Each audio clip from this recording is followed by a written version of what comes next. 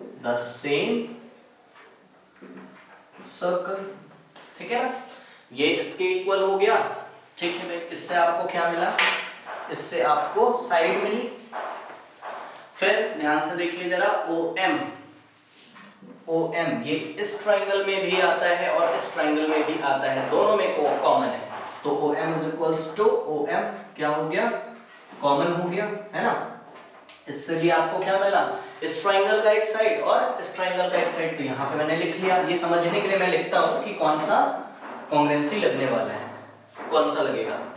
चलिए उसके बाद ये देखिए, MP इज इक्वल्स टू ऐसे करके चल रहा हूं मैं, ऐसे घूम के चल रहा हूं, और इस ट्राइंगल में कैसे चल रहा हूं, ऐसे घूम रहा हूं। इसमें ऐसे क्लॉकवाइज, इसमें एंटी क्लॉकवाइज। यहाँ P से चल रहा हूं, यहाँ Q से चल रहा हूं। अब MP is equals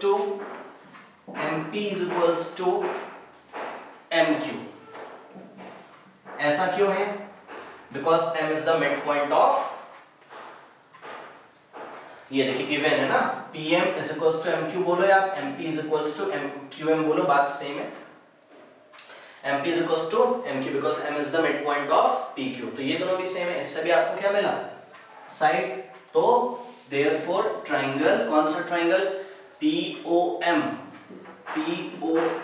is congruent to, देखिए ध्यान दीजिए जरा, बाय साइड से, है ना, तीनों साइड इक्वल है, करस्पॉन्डिंग्स। तो बाय साइड से ये वाला ट्राइंगल इसके कॉन्ग्रुएंट हो जाएगा। तो पहला ट्राइंगल तो मैंने लिख लिया, बट दूसरा ट्राइंगल आप डायरेक्ट नहीं लिख सकते हो, आप देख देख के लिखोगे। देखिए PO किसके इक्वल है, PO किसके इक्वल है, QO के इक्वल है, QO, PO Q। तो यहां क्या आना चाहिए, ट्राइंगल QO।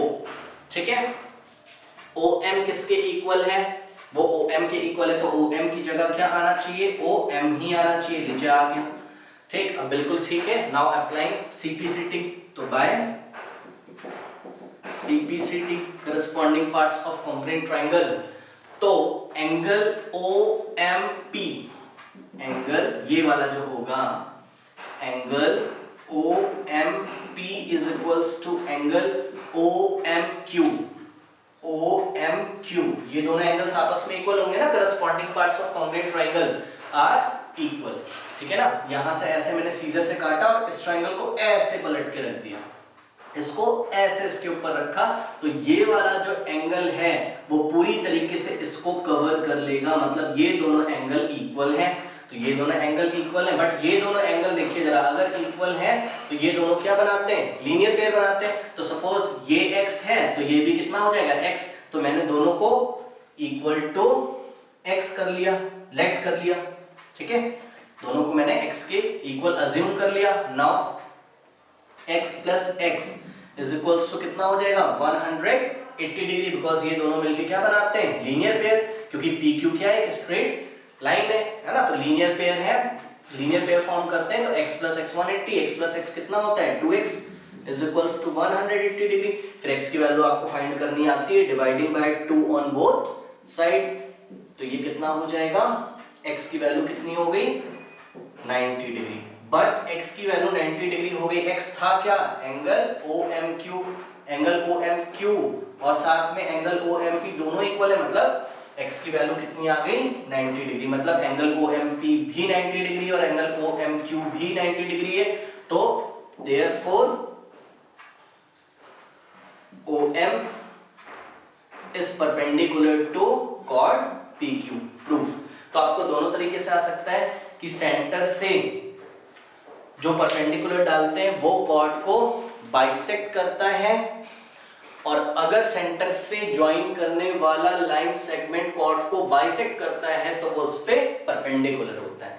ठीक है, दोनों ही बातें सच हैं।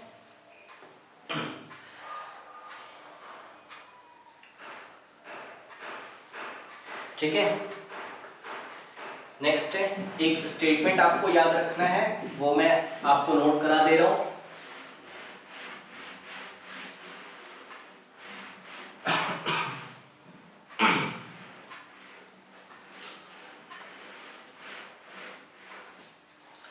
देखिए क्या है, एक क्वेश्चन जैसा ही मेरे पास the perpendicular bisectors of two chords, the perpendicular bisectors of two chords of a circle, the perpendicular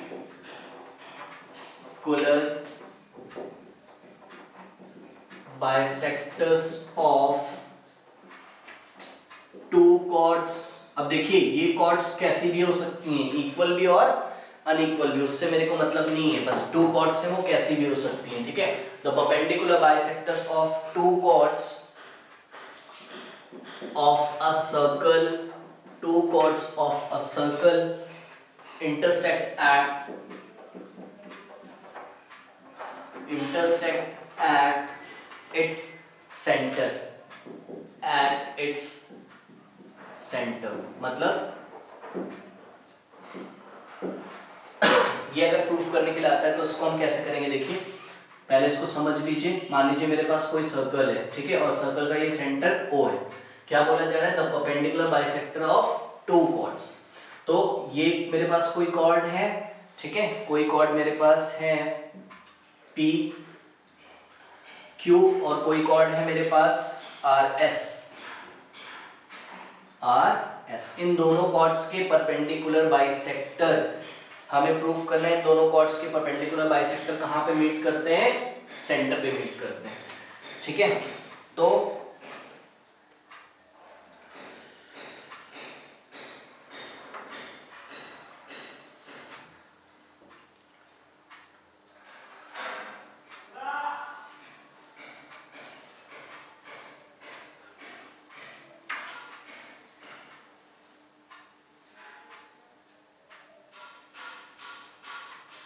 चलिए ये सर्कल का क्या है, सेंटर है O और सपोज PQ का परपेंडिकुलर बाइसेक्टर हम लेट कर लेंगे, लेट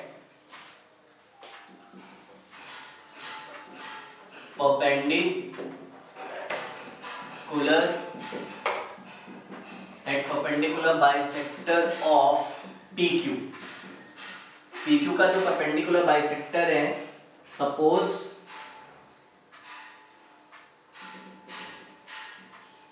LO डैश, ठीक है, या O dash L of PQ, perpendicular bisector of PQ which is O dash L and perpendicular. ये रिजल्ट बस आपको याद रखना है, मैं आपको प्रूफ करके दिखा दे रहा हूं, ऐसा कुछ आपको प्रूफ इसमें करने की जरूरत नहीं है, बट फिर भी चलिए इसको कर लेते हैं। Perpendicular bisector of PQ which is O dash L and perpendicular bisector of RS which is, ये सपोज मिड पॉइंट है RS का M, L PQ का मिड पॉइंट है, सपोज O dash M, ये दोनों कहां पे मीट करते हैं, O dash। दे का मतलब कौन कौन, यहां पे मैं लिख दे रहा हूं, दे का मतलब कौन कौन, दे का मतलब O dash L and O dash M meets, कहां पे मीट करते हैं, O dash पे, ठीक है। हमें क्या प्रूफ करना है,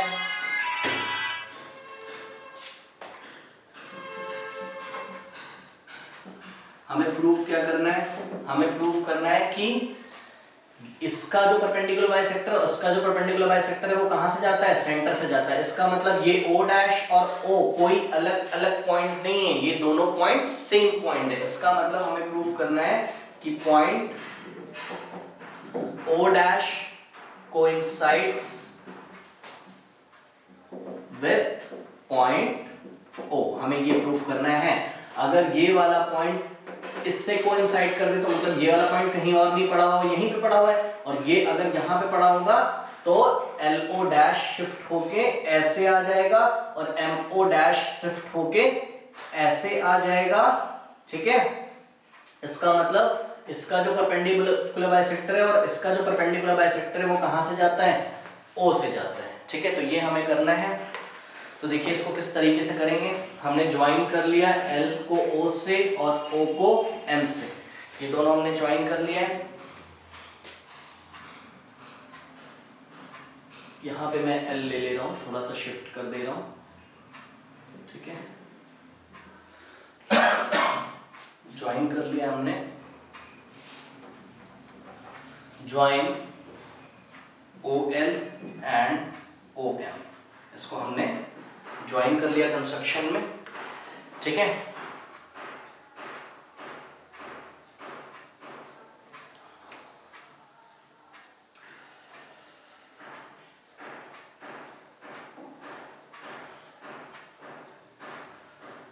देखिए जरा, बहुत सिंपल सा है, हम इसको थ्योरी से करेंगे। Since L is the midpoint, L is the midpoint of PQ, L PQ का midpoint है, एंड अच्छा L अगर PQ का midpoint है तो इसका मतलब therefore OL is the perpendicular of PQ, है ना। अभी हमने पढ़ा था ना पीछे वाली थ्योरम में कि अगर सेंटर से जाने वाला लाइन सेगमेंट मतलब OL PQ के मिड पॉइंट पे पड़ता हो तो ये OL इस PQ पे परपेंडिकुलर भी होगा, है ना। सेंटर से जाने वाला लाइन सेगमेंट जो मिड पॉइंट को ज्वाइन करता है वो उस कॉर्ड पे परपेंडिकुलर भी होता है, तो उसका मतलब OL is perpendicular to PQ, ये हमने दिखा दिया भाई। अगर OL PQ के परपेंडिकुलर है, लेकिन थोड़ी देर पहले भी हमने अज्यूम क्या किया था, हमने अज्यूम किया था कि परपेंडिकुलर बाइसेक्टर ऑफ PQ कौन था, O' L था, है ना। But from our assumption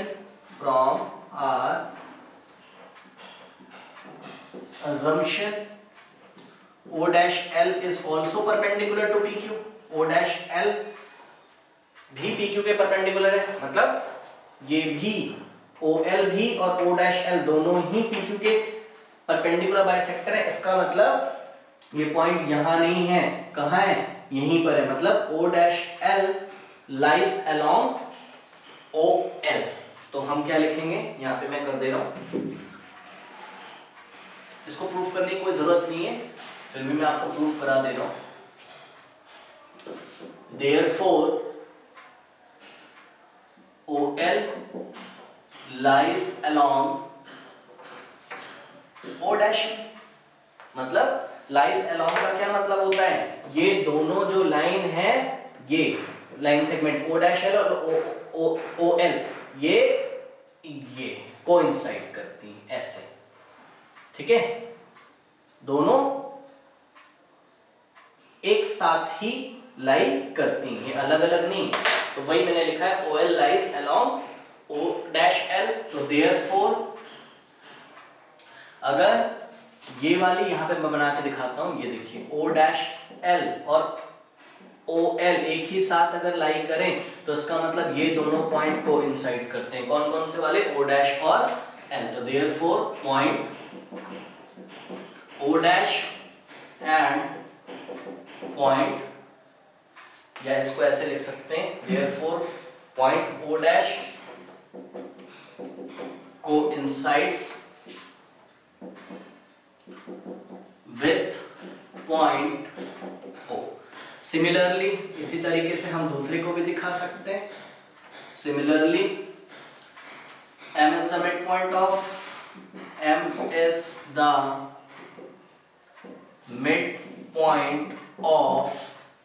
RS, ये हमें गिवन है। तो M अगर मिड पॉइंट है RS का तो therefore OM क्या होगा, परपेंडिकुलर होगा किस पे, RS पे, क्योंकि हमें पता है कि मिड पॉइंट को मिलाने वाला जो लाइन सेगमेंट होता है वो उस पे परपेंडिकुलर भी होता है। बट फ्रॉम आवर अजम्पशन, जो भी हमने माना था, बट फ्रॉम आवर अजम्पशन हमने क्या अज्यूम किया था, हमने ये अज्यूम किया था कि O' किसका परपेंडिकुलर बाइसेक्टर था, RS का, ठीक है ना, जो कि O' को O' पे मीट करता था। तो therefore O' but from our assumption O' is perpendicular to RS था। तो अगर OM is perpendicular to RS है और O' is perpendicular to RS है, इसका मतलब ये है तो देयरफॉर लाइन सेगमेंट OM या line segment O'(M) lies along OM। तो O'(M) और OM अगर साथ साथ लाई करते हैं, ये देखिए ये दोनों अलग अलग नहीं, ये साथ साथ लाई करते हैं, ये अगर साथ साथ लाई करते हैं तो इसका मतलब पॉइंट O और पॉइंट O' कोइंसाइड करते हैं। तो therefore point O and O' coincides, और अगर दोनों कोइंसाइड करते हैं तो इसका मतलब इस कॉर्ड का जो परपेंडिकुलर बाइसेक्टर है और इस कॉर्ड का जो परपेंडिकुलर बाइसेक्टर है वो दोनों ही सेम पॉइंट O पे मीट करता है। तो ये हमने प्रूफ कर दिया। तो आपको ध्यान रखना है, perpendicular bisectors of two chords of a circle always intersects at its centre. वो हमेशा कहां पे इंटरसेक्ट करेंगे? सर्कल के सेंटर पे। कौन? Perpendicular bisectors of two chord. वो कैसी भी कॉर्ड हो सकती है। ये देखिए, ये एक कॉर्ड है और एक ये कॉर्ड है, ठीक है। इसका परपेंडिकुलर बाइसेक्टर और इसका परपेंडिकुलर बाइसेक्टर दोनों कहां पे मीट करेंगे? सेंटर पे। तो इसका एक एप्लीकेशन हो सकता है, देखिए मैंने आपको दो कॉर्ड दे दी, एक ये और एक ये, और इस सर्कल का मैंने आपको सेंटर नहीं दिया हुआ है। तो आप क्या करोगे? इस रूल का एप्लीकेशन बना सकते हो। बोलते हो क्या? बोलोगे कि इस कॉर्ड का परपेंडिकुलर बाइसेक्टर ड्रॉ कर लें और इस कॉर्ड का परपेंडिकुलर बाइसेक्टर ड्रॉ कर लें, वो जिस पॉइंट पे मिलेंगे वो सर्कल का सेंटर होगा। तो आपने कंपास लिया, इस कॉर्ड की आधे से ज्यादा डिस्टेंस लेके एक आर्क ऐसे लगाया, एक आर्क ऐसे लगाया और एक आर्क ऐसे लगाया और एक आर्क ऐसे। तो ये क्या बन गया? ये परपेंडिकुलर बाइसेक्टर बन गया किसका? PQ का। इसी तरीके से MN एक कॉर्ड थी, इसका भी आपने आधे से ज्यादा डिस्टेंस ली और एक आर्क ऐसे लगाया, एक आर्क ऐसे, इधर एक आर्क ऐसे, एक आर्क ऐसे, ठीक है। और ये आपने ड्रॉ कर लिया MN का परपेंडिकुलर बाइसेक्टर। दोनों जिस पॉइंट पे भी मीट करते हैं, सपोज O पे, तो वो पॉइंट सर्कल का सेंटर होगा। इस तरीके से आप किसी भी सर्कल का सेंटर फाइंड कर सकते हैं अगर आपको नहीं पता हो। दो कॉर्ड ड्रॉ करिए और उनके परपेंडिकुलर बाइसेक्टर ड्रॉ कर दीजिए, दोनों जिस पॉइंट पे मीट करते हैं वो पॉइंट ही सर्कल का सेंटर होता है, ठीक है। नेक्स्ट क्वेश्चन के साथ अगली क्लास में मिलूंगा। Thank you.